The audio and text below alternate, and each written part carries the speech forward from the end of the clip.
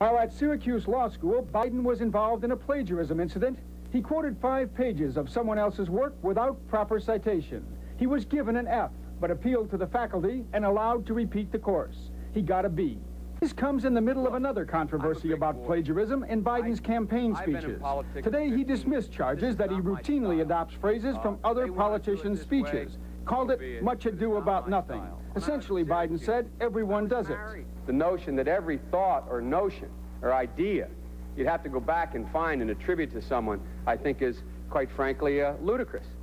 But to the political community in Washington, it all seems of a piece. Plagiarism at law school, plagiarism on the stump, for example. But this standard is not a measure of how we can evaluate the condition of our society.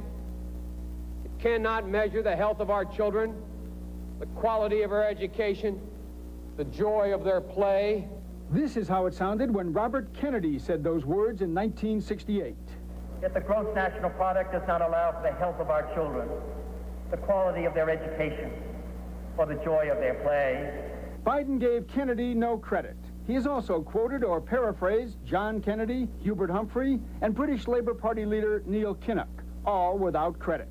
That our generation of Americans will pay any price, bear any burden, accept any challenge, and meet any hardship. President John Kennedy's inaugural, 1961. Biden's critics say he sells himself as a man whose words and visions can inspire a new generation in politics.